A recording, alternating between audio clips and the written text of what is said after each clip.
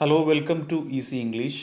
നമ്മൾ I will fly എന്ന് പറയുന്ന കലാമിൻ്റെ സ്പീച്ചാണ് ഡിസ്കസ് ചെയ്തുകൊണ്ടിരിക്കുന്നത്. പാർട്ട് 1 വീഡിയോയിൽ ഇതിൻ്റെ ആദ്യ ഭാഗം നമ്മൾ അപ്ലോഡ് ചെയ്തിരുന്നു. ഇനി പാർട്ട് 1 വീഡിയോയിലിട്ട ആ ഒരു ഭാഗത്തിൻ്റെ സ്പീച്ചിൻ്റെ ഭാഗത്തിൻ്റെ കണ്ടിന്യൂവേഷനാണ് പാർട്ട് 2യിൽ നമ്മൾ ഡിസ്കസ് ചെയ്യാൻ പോകുന്നത്. അപ്പോൾ കഴിഞ്ഞ ക്ലാസ്സിൽ ഡിസ്കസ് ചെയ്തത് കലാം ഒരു സ്പീച്ച് നടത്തുന്ന സമയത്ത് അദ്ദേഹം മുൻപ് പോയിരുന്ന ഒരു സ്പീച്ചിൽ, ഒരു സ്ഥലത്ത് പോയി നടത്തിയിരുന്ന ഒരു സ്പീച്ചിൽ അദ്ദേഹത്തിനുണ്ടായ ഒരു അനുഭവം പങ്കുവെക്കുകയാണ്. അതിലൊരു വിദ്യാർത്ഥി അദ്ദേഹത്തോട് ചോദിച്ചൊരു ചോദ്യം, അവന് മറൈൻ എഞ്ചിനീയർ ആകാൻ താല്പര്യമുണ്ട്, പക്ഷെ അവന് ആത്മവിശ്വാസമില്ല. പക്ഷെ അവൻ ഒരു കപ്പലിൻ്റെ എൻജിൻ നിർമ്മിക്കാനും അതിൻ്റെ ക്യാപ്റ്റനും ആകാനൊക്കെ ആഗ്രഹിക്കുന്നുണ്ട്. അതിൻ്റെ ആ ഒരു ലക്ഷ്യത്തിലേക്ക് അവന് എത്താൻ പറ്റുമോ? ഇതിനവൻ എന്താണ് ചെയ്യേണ്ടത്? ഈ ചോദ്യമാണ് കലാമിനോട് അവൻ ചോദിക്കുന്നത്. അപ്പോൾ ഈ ഒരു ചോദ്യത്തിന് കലാം എന്തുത്തരം പറയും എന്ന് ആശ്ചര്യത്തിൽ വേദിയിലുണ്ടായിരുന്ന ആളുകളും ഓഡിയൻസും ഇങ്ങനെ നോക്കുകയാണ്. അപ്പോൾ ഇതിനുള്ള ഉത്തരം കലാം പറയുകയാണെങ്കിൽ ഓക്കെ, അതാണ് ഈ ഒരു ഭാഗത്ത് ഇനിയുള്ളത്. ഇതിൻ്റെ കൺക്ലൂഷൻ പാർട്ടാണ്. Listen please. I thought of it, and breaking the silence, I said, "My dear friend, you have put the most difficult question among the many questions that I have received from millions and millions of students whom I have met." I thought of it. ഞാൻ ഈ ചോദ്യത്തെക്കുറിച്ച് ചിന്തിച്ചു. ഈ കുട്ടി ചോദിച്ച ചോദ്യത്തെക്കുറിച്ച് ഞാൻ ചിന്തിച്ചു.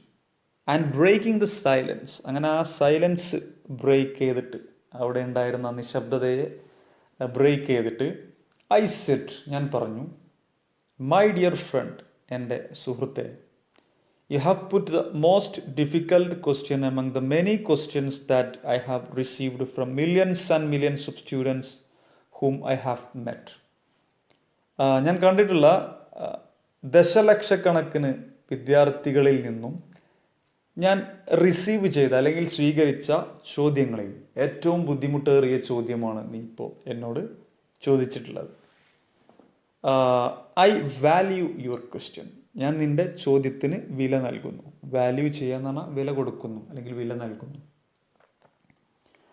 I know you are എക്കോയിങ് the fear of many. നീ ഒരുപാട് ആളുകളുടെ പേടിയെയാണ് പ്രതിധ്വനിപ്പിക്കുന്നത് എന്ന് എനിക്ക് അറിയാം. എക്കോ ചെയ്യുക എന്ന് പറഞ്ഞാൽ പ്രതിധ്വനിപ്പിക്കുക എന്നുള്ളതാണ്. Let me recite A beautiful ancient poem named I will fly. ഞാൻ നിനക്ക് വേണ്ടി ഒരു മനോഹരമായ ഒരു പുരാതന കവിത ഞാൻ ചൊല്ലാൻ പോവുകയാണ്. അതിൻ്റെ പേര് ഐ വിൽ ഫ്ലൈ എന്നാണ്. റിസൈറ്റ് ചെയ്യുക, ചൊല്ലുക എന്നുള്ളതാണ് കേട്ടോ. അപ്പം ഏൻഷ്യൻ്റ് പോയം, ഒരു പുരാതനമായ കവിത. ഓക്കെ, ആ കവിതൻ്റെ പേര് ഐ വിൽ ഫ്ലൈ. അപ്പോൾ ഈ കുട്ടിയുടെ ചോദ്യത്തിനുള്ള മറുപടിയായി ഐ വിൽ ഫ്ലൈ എന്ന് പറയുന്ന ഒരു ഏൻഷ്യൻ്റ് പോയം കലാം ചൊല്ലുക. അപ്പോൾ ഇതിൽ നിന്നാണ് ഐ വിൽ ഫ്ലൈ എന്ന് ഈ ചാപ്റ്ററിന് പേര് വരാൻ കാരണം എന്ന് നിങ്ങൾ മനസ്സിലാക്കണം. ഇനി കലാം ഈ കുട്ടിയുടെ ചോദ്യത്തിൻ്റെ ഉത്തരമായി ചൊല്ലുന്ന ആ ഒരു കവിതയിലൂടെ നമുക്കൊന്ന് കടന്നു പോകാം. വളരെ ലളിതമായിട്ടുള്ള കവിതയാണ്. ഒറ്റ വായനയിൽ നമുക്കതിൻ്റെ അർത്ഥം കിട്ടും. പക്ഷെ അതിലൊരുപാട് എന്താ പറയുക, വിശാലമായ അർത്ഥങ്ങളുണ്ട്. I am born with പൊറ്റൻഷ്യൽ.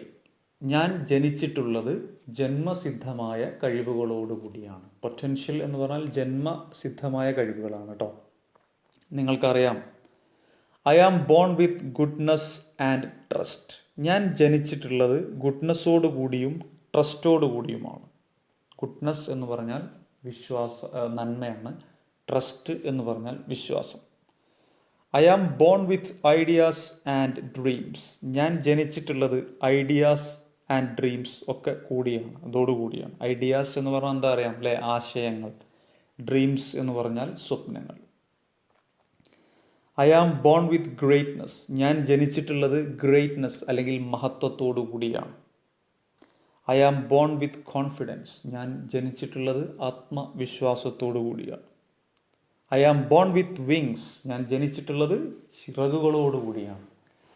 അപ്പോൾ ഞാൻ ജനിച്ചിട്ടുള്ളത് ചിറകുകളോടുകൂടിയാണ് എന്നുള്ളതുകൊണ്ട് ഉദ്ദേശിക്കുന്നത് I am born with a lot of innate abilities. ഒരുപാട് കഴിവുകളോടുകൂടിയാണ് എന്നുള്ളതാണ് ഉദ്ദേശിക്കുന്നത്.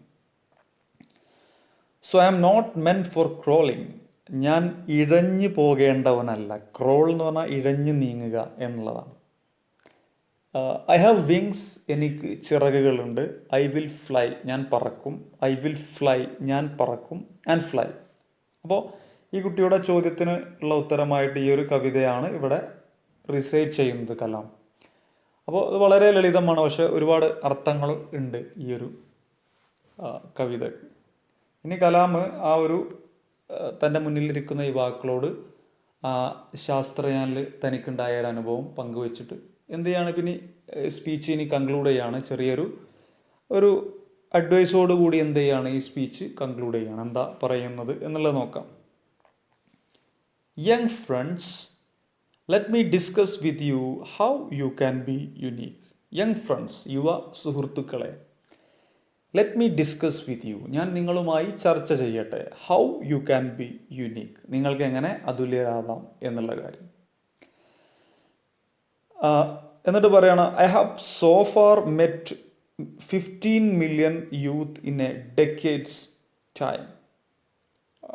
സോ ഫാർ എന്നുള്ളതിൻ്റെ അർത്ഥം ഇതുവരെ എന്നുള്ളതാണ്. അപ്പോൾ 15 million 15 ദശലക്ഷം എന്നുള്ളതാണ്.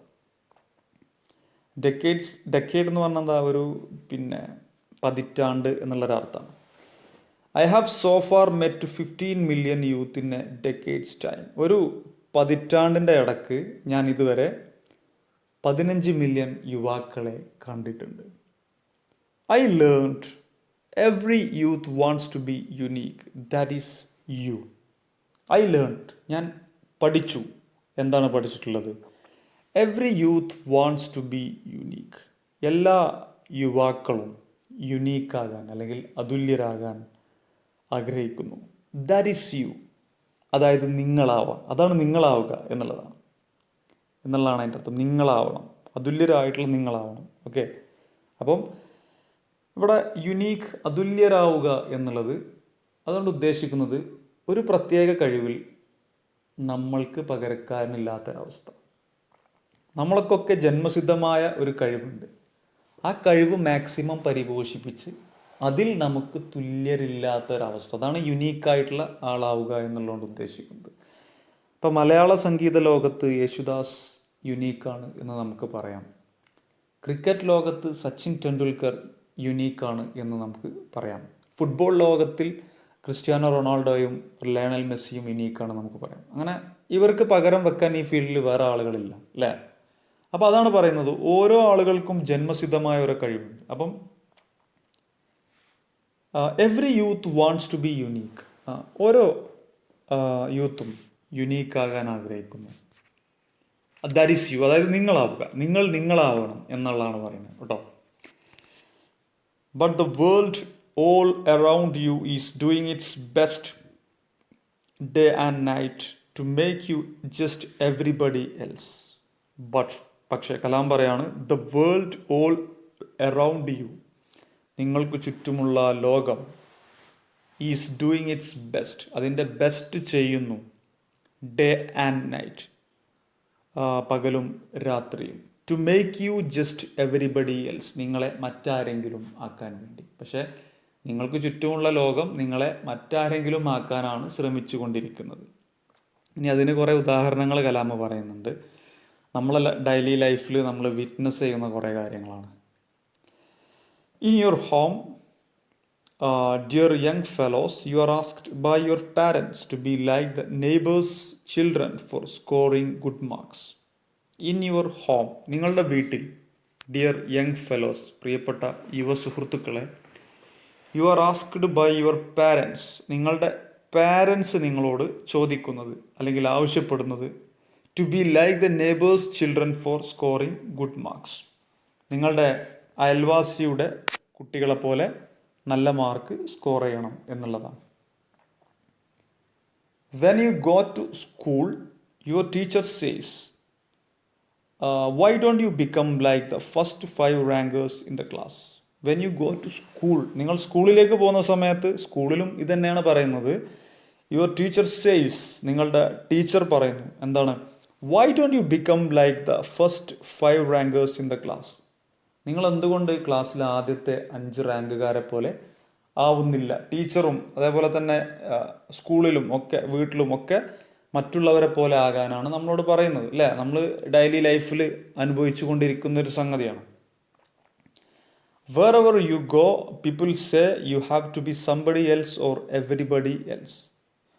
കലാം പറയാണ്, wherever you go, നിങ്ങൾ എവിടെ പോയാലും people say, ആളുകൾ പറയുന്നു, you have to be somebody else, നിങ്ങൾക്ക് മറ്റാരെങ്കിലും ആകണം, ഓർ എവ്രിബഡി എൽസ്, അല്ലെങ്കിൽ എല്ലാവരെ പോലെയും ആകണം എന്നാണ് നിങ്ങൾ എവിടെ പോയാലും ആളുകൾ പറയുന്നത്. Now dear young friends, how many of you would like to be unique yourself? എന്നിട്ട് കലാം ചോദിക്കുകയാണ്, now, ഇപ്പോൾ, ഡിയർ യങ് ഫ്രണ്ട്സ്, പ്രിയ യുവ സുഹൃത്തുക്കളെ, how many of you would like to be unique yourself, നിങ്ങളിൽ എത്ര പേർ അതുല്യരായ നിങ്ങളായി മാറാൻ ആഗ്രഹിക്കുന്നു? യുനീക്ക് യുവർ സെൽഫ് എന്ന് പറഞ്ഞാൽ അതുല്യരായ നിങ്ങൾ. അപ്പം നിങ്ങൾ മറ്റുള്ളവരെ പോലെ ആകുന്നതിന് പകരം, അല്ലെങ്കിൽ എല്ലാവരെ പോലെയും ആകുന്നതിന് പകരം, നിങ്ങൾ അതുല്യരായ നിങ്ങളാവണം എന്നുള്ളതാണ് കലാമതിയിൽ പറയുന്നത്. അപ്പോൾ last paragraph, The challenge, my dear young friends, is that you have to fight the hardest battle which any human being can ever imagine, and never stop fighting until you arrive at your destined place. That is a unique you. ഇനി ഒരു ചെറിയൊരു കഠിനാധ്വാനം ചെയ്യണം എന്ന് ആഹ്വാനം ചെയ്തുകൊണ്ട്, അതൊരു കുറച്ചൊരു അലങ്കാരിക പദപ്രയോഗങ്ങളിലൂടെ പറഞ്ഞിട്ട് കലാം സ്പീച്ച് കൺക്ലൂഡ് ചെയ്യുകയാണ്. നോക്കാം. The challenge, my dear young friends, is that, വെല്ലുവിളി പ്രിയ യുവ സുഹൃത്തുക്കളെ എന്താണെന്ന് വെച്ചാൽ, you have to fight the hardest battle which any human being can ever imagine. ഒരു മനുഷ്യന് സങ്കല്പിക്കാൻ പറ്റുന്നതിൽ വെച്ച് ഏറ്റവും കടുപ്പമേറിയ യുദ്ധം നിങ്ങൾ ചെയ്യണം എന്നുള്ളതാണ്. ഫൈറ്റ്, യുദ്ധം ചെയ്യുക അല്ലെങ്കിൽ പോരാടുക. ഹാർഡസ്റ്റ് ബാറ്റിൽ, ഏറ്റവും കഠിനമായ യുദ്ധം. Which any human being can ever imagine, ഇപ്പോൾ ഒരു മനുഷ്യന് സങ്കല്പിക്കാൻ പറ്റുന്നതിൽ ഏറ്റവും കടുപ്പമേറിയ യുദ്ധം നിങ്ങൾ ചെയ്യണം. അതാണ് നിങ്ങൾക്ക് മുന്നിലുള്ള ചലഞ്ച്. അതായത് നിങ്ങൾ അത്രത്തോളം എന്ത് ചെയ്യണം, കഠിനാധ്വാനം ചെയ്യണം എന്നുള്ളതാണ് പറയുന്നത്, ഇതുകൊണ്ട് ഉദ്ദേശിക്കുന്നത്. ആൻഡ് നെവർ സ്റ്റോപ്പ് ഫൈറ്റിംഗ്, ഒരിക്കലും ആ ഒരു ഫൈറ്റിംഗ് നിർത്തരുത്. Until you arrive at your destined place, നിങ്ങൾ നിങ്ങളുടെ ലക്ഷ്യസ്ഥാനത്ത് എത്തുന്നത് വരെ. അറൈവ് എന്ന് പറഞ്ഞാൽ എത്തുക എന്നുള്ളതാണ്. ഡെസ്റ്റിൻഡ് പ്ലേസ്, ലക്ഷ്യസ്ഥാനം. ഓക്കെ, അപ്പോൾ നിങ്ങൾ നിങ്ങളുടെ ലക്ഷ്യസ്ഥാനത്ത് എത്തുന്നത് വരെ ആ ഒരു ഫൈറ്റിംഗ് നിർത്തരുത്. എന്താണ് നിങ്ങളുടെ ലക്ഷ്യം? That is a unique you, അതുല്യരായ നിങ്ങളാവുക എന്നുള്ളതാണ് ആ ലക്ഷ്യം. അപ്പോൾ ഈ ഒരു ഇതിലതും പറയുന്ന കാര്യമാണ്. അപ്പം നിങ്ങൾ എന്ത് ചെയ്യണം, ഹാർഡസ്റ്റ് ആയിട്ടുള്ള ബാറ്റിൽ തന്നെ നടത്തണം. അങ്ങനെ നിങ്ങളുടെ ലക്ഷ്യസ്ഥാനത്ത് എത്തുന്നത് വരെ നിങ്ങൾ ആ ഒരു പോരാട്ടം നിർത്തരുത്. നിങ്ങളുടെ ലക്ഷ്യസ്ഥാനം എന്ന് പറഞ്ഞാൽ എന്താ?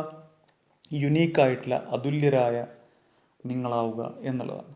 അപ്പോൾ ഇതോടുകൂടി ഈ ഒരു സ്പീച്ച് അവസാനിക്കുന്നു. ഓക്കെ, അപ്പോൾ ഈ സ്പീച്ച് എല്ലാവരും ഒന്ന് വായിച്ച് നോക്കേണ്ടതാണ്. അപ്പോൾ പാർട്ട് 2 വീഡിയോയിൽ ഭാഗത്തിൽ ഈ ഒരു സ്പീച്ച് കംപ്ലീറ്റ് ആവുകയാണ്. അപ്പോൾ hope you have all understood this. For the time being, let's wind up today's class also. Thank you.